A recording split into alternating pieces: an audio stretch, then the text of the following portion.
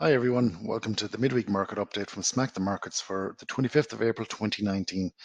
So this week, at this point of the week, we're over halfway through the week, being a shorter week. We don't have as many data releases this week, and the big one left this week is the GDP out of the US tomorrow. In other news in the background, today the big headline is that, from a geopolitical point of view, is Vladimir Putin meeting Kim Jong-un in eastern Russia.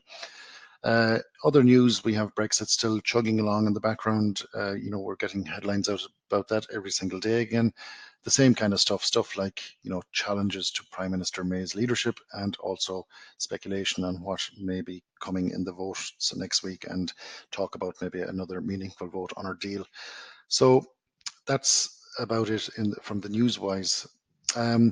The stuff we looked at last week, we'll have a look at them and go through them. There was the first one was the commodity we looked at was oil, and if we look here at oil, what we were talking about in oil was even on the weekly chart here. You can see this level here, the $66 mark around there.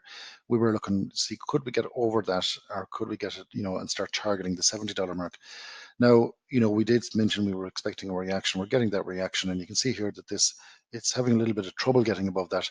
So at this point, we're still waiting for the break. And alternatively, if we get a deeper pullback, we could be getting position long going into that level as well.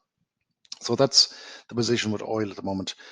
The US index market that we looked at was the NASDAQ. And at this point of the week we looked at it, it was just around about here. It was below these all-time highs, and it hadn't this gigantic candle here. So this was the all-time highs. So it played out perfectly. It went right to the level. We mentioned these all-time highs would be like a magnet to it. It did that, and it went on even further. So plenty of opportunities to get long there all along the way. Now this week, it's worth mentioning that we're back in the thick of earnings seasons, and there's a lot of earnings out. Yesterday there was the likes of Facebook, Boeing, Tesla, Caterpillar. Today the big ones I think are Intel and Amazon. So we're keeping a very close eye on those ones as well. Interestingly, the S&P and the YM haven't actually hit their all-time highs yet, and they are a little bit behind this one, but this is by far the strongest one at the moment. So at this point, what are we looking for? We're looking for pullbacks into value entries where, every single time frame on this is almost uptrending at the moment, and we're looking for, mid-time frame entries here on this, and positions to get long. So the US dollar versus the Swissy was the forex market we looked at, and at that point of the week it was just down around here. It had just, I don't think it had broken up too much further than this.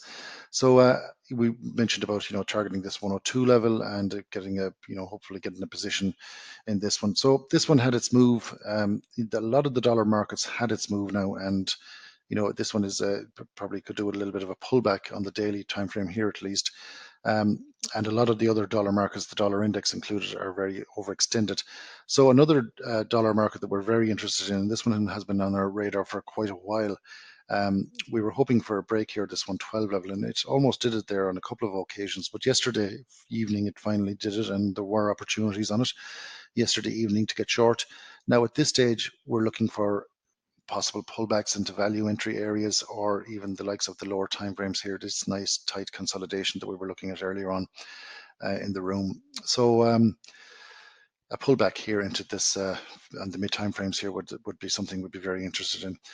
So that's just about it for this midweek update. We'll be back next week for the beginning of the week on Monday, as usual. So we hope it helps, and we'll speak to you then.